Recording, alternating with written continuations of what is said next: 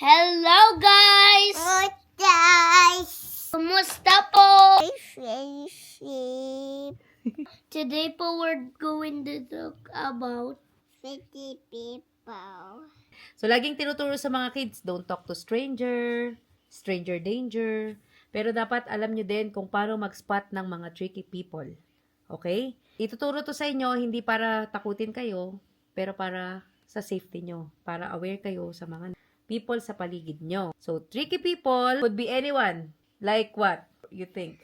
like your teacher, neighbor mo. Could be a family member. Yes, that's right, Dior. Anyone na nasa paligid mo, dapat alam mo lang yung difference. Kahit kids pa lang kayo, dapat matutunan nyo yan, okay? It could be anybody na stranger, yung mga people outside, or familiar, yung mga taong kilala mo na. So, dapat marunong ka lang mag-spot nun. Ano? Is Okay. Ito example ng tricky people. It is someone who tries to get you alone. Like for example, Dior, Diana, I've got lots of stuff to take sa car ko. Can you help me? Can you go with me sa car? No. No. Sasama ka o hindi? Hindi. Okay, what will you do pagka ganon? Hindi ako po sasama. Yes, hindi ka sasama kasi ang safe adult, hindi sila manghihingi ng tulong sa maliit na bata. 'Di ba? Kain ka nila sa place na hindi mo naman kasama yung parents mo, so hindi yun safe for you. Pwede ka nilang dalhin kung saan, 'di ba? Pero yung mga safe adult, they will never ask a child for help. Okay? Example pa ng tricky person, someone who asks you to break a rule. Dior, I'll give you candies, but in return, you will let me see your private parts. Anong gagawin mo? Of course, I will say no. No one should see my private parts. Yes, that's right. Oh, isa pa. Someone who asks you to keep a secret. We already talked about it. Dior, I'm gonna touch your private parts, but don't tell your mama.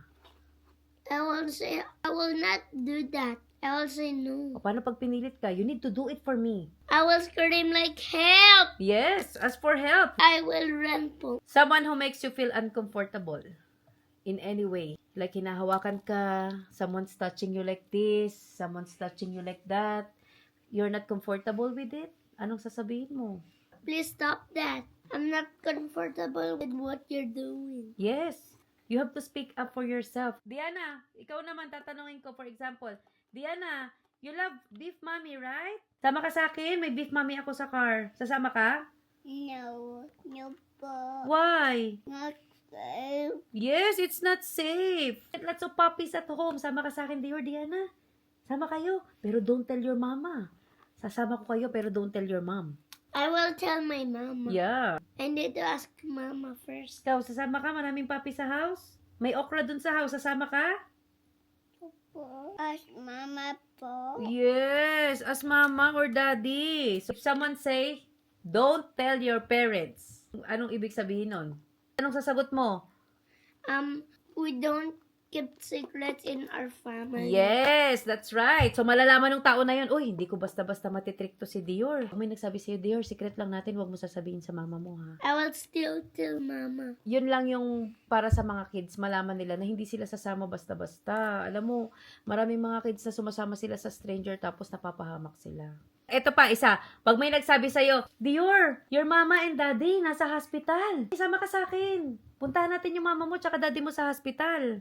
O, anong sasabihin mo? No, that's not true. My mother, brother, ako, they should know. Saka hindi ka basta-basta maniniwala pag may gano'n na emergency. Ganyan dapat mga kids. Alam niyo po is passport yung shrieky people. Be safe. Kid. Be safe yung mga kids kasi mga important kayo. Ang laging target ng mga abuser yung mga kids kagaya nyo. Kasi para sa kanila, madali kayong i-trick. So, pag kayong mga smart kids, alam nyo kung paano sila i-spot, hindi nila kayo maluloko. If ever mangyari yan sa'yo, Dior, Mama. sasabihin mo kay mama? Yes, mama. Mama will always believe me po. Yes, Dior, maniniwala ako sa'yo. You're confident to tell mama? Because? Because I know you're gonna listen to me. Yes, maglilisen ako sa'yo. Ikaw, Diana, you will tell mama? If someone asks you, I will give you okra. Sasama ka? No po. Ayaw po. Do this. Ah, ganun gagawin mo, ano? Do this. Ah! One. Ew. Ganon, yeah. That's everything po about reggae people. Don't sama. Pretty Sa- people. Galing ni Diana kahit kain-kain. Bye-bye po. One po. Ang dami mong stick, oh. Ingat lagi mga kids. Mm. Ma.